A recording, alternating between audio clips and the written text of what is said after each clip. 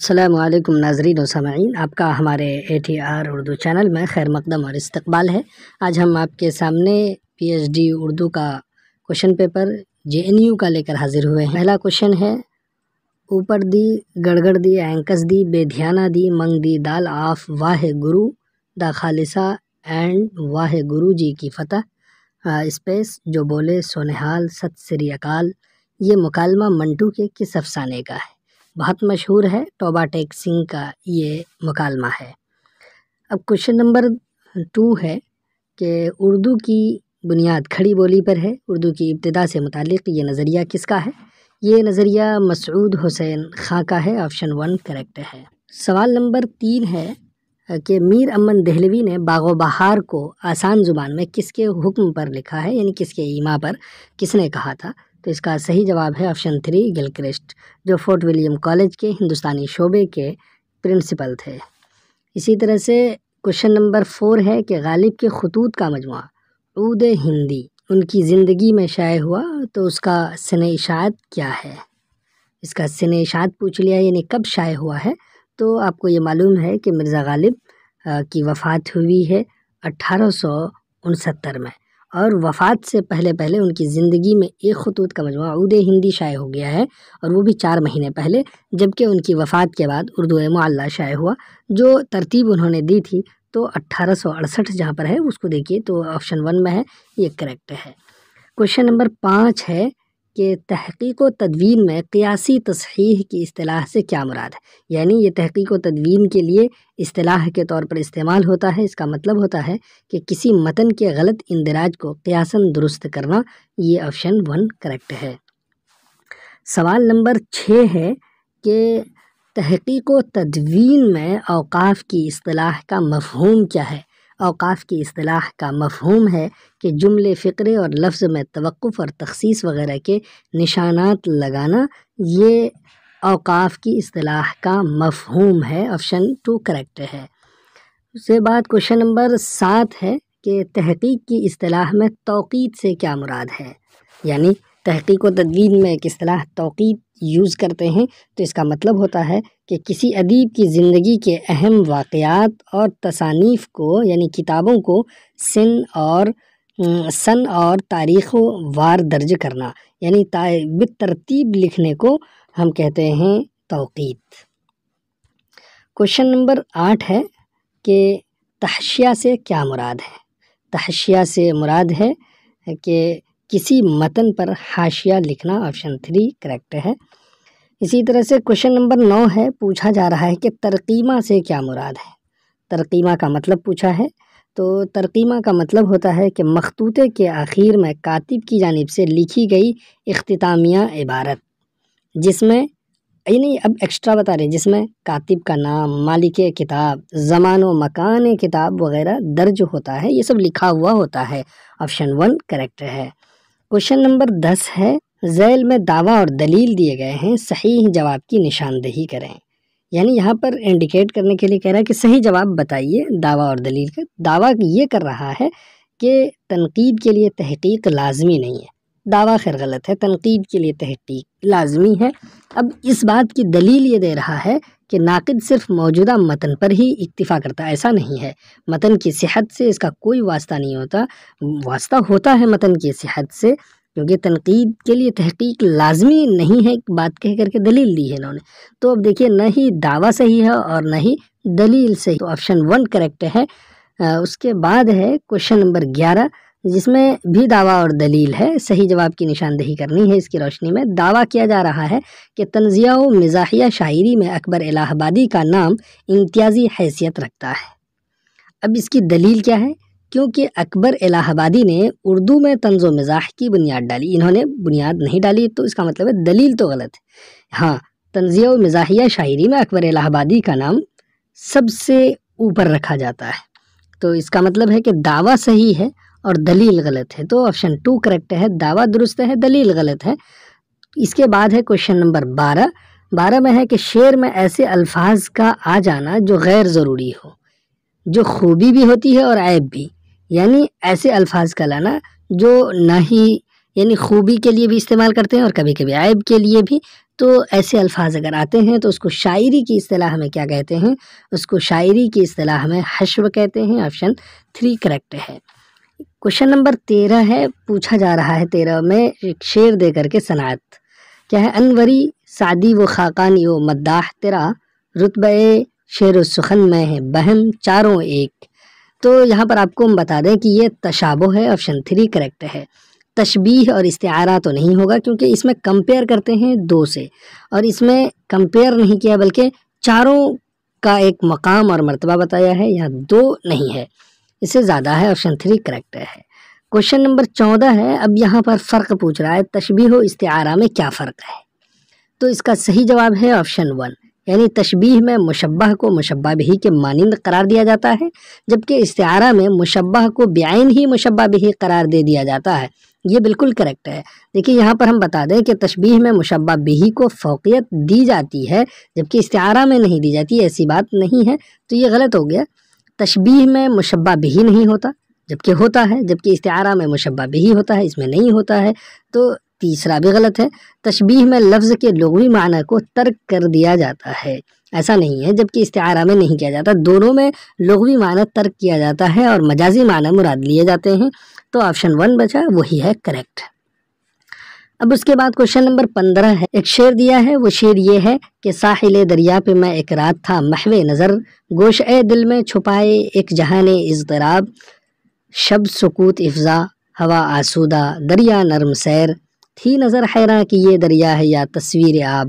سوال کیا پوچھ رہا ہے؟ درج بالا اشعار اقبال کی کس نظم سے ماخوذ ہے؟ تو اقبال کی نظم خضر راہ ہے، اس سے ماخوذ ہے۔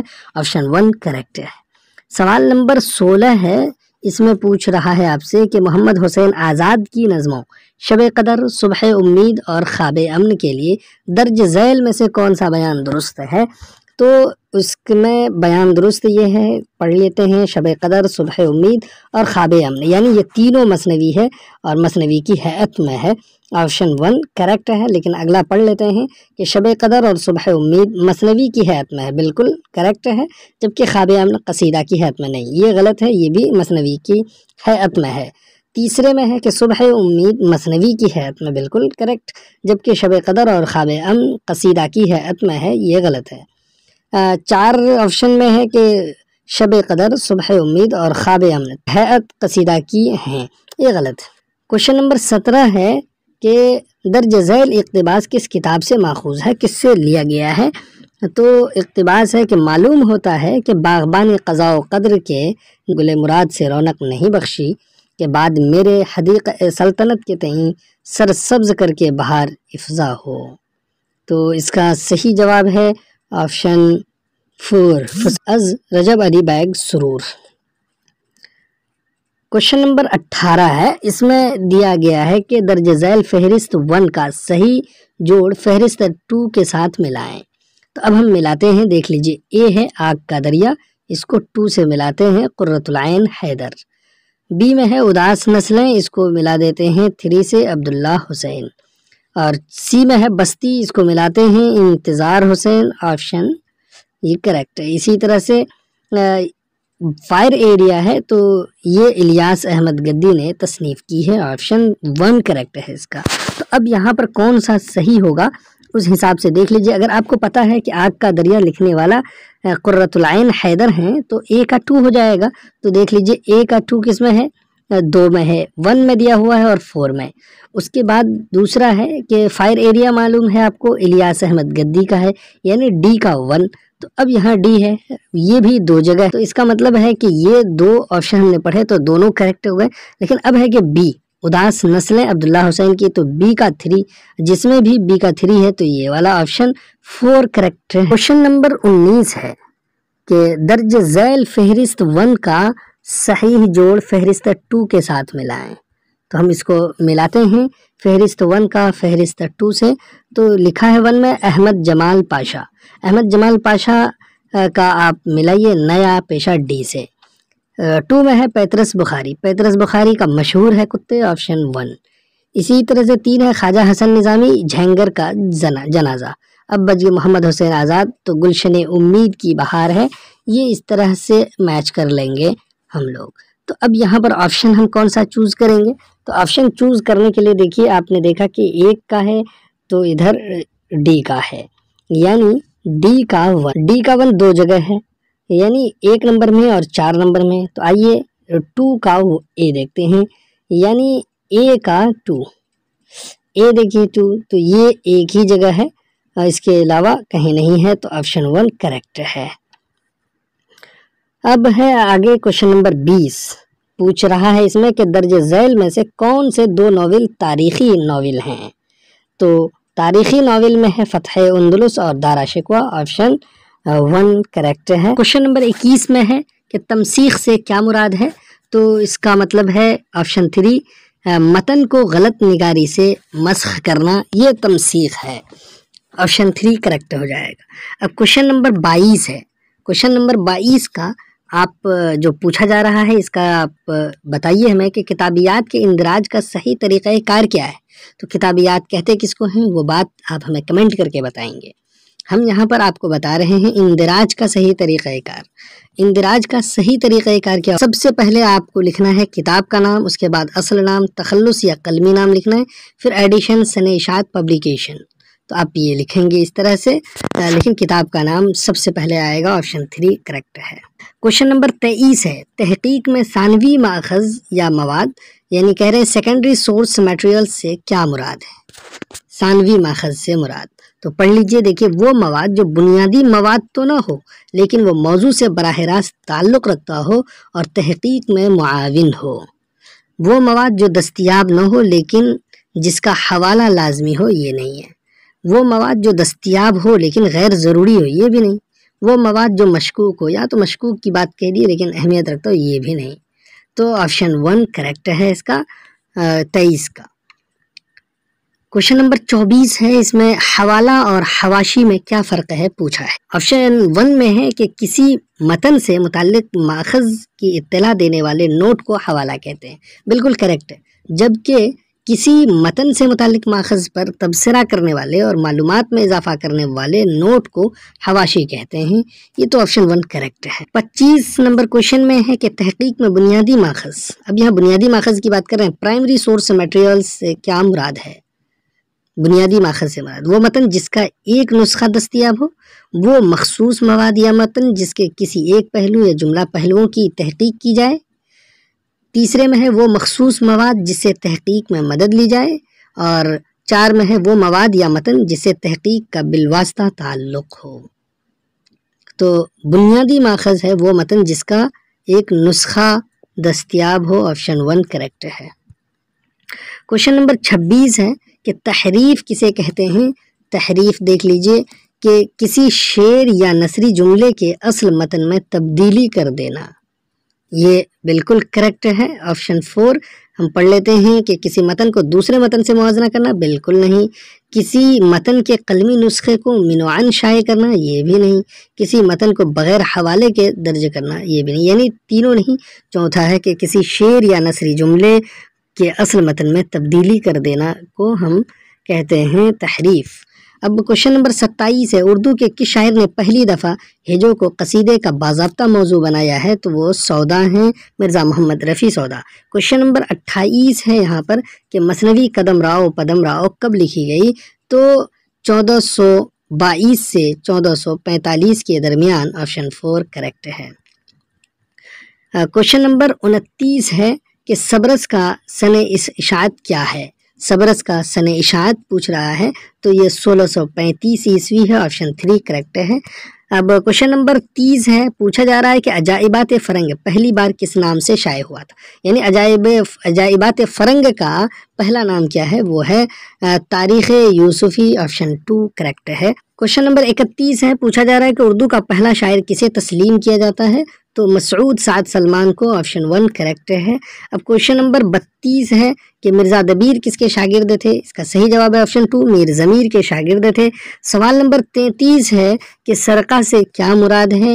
تو سرقہ سے مراد، تو یہاں پر دیکھیے ایک نسخے سے دوسرا نسخہ نقل کرنا نہیں، متن میں دوسروں کے خیالات، الفاظ اور تحریروں کو بغیر حوالہ اور اعتراف کے نقل کرنا، یہ سرقہ ہے، آپشن 2 کریکٹ ہے۔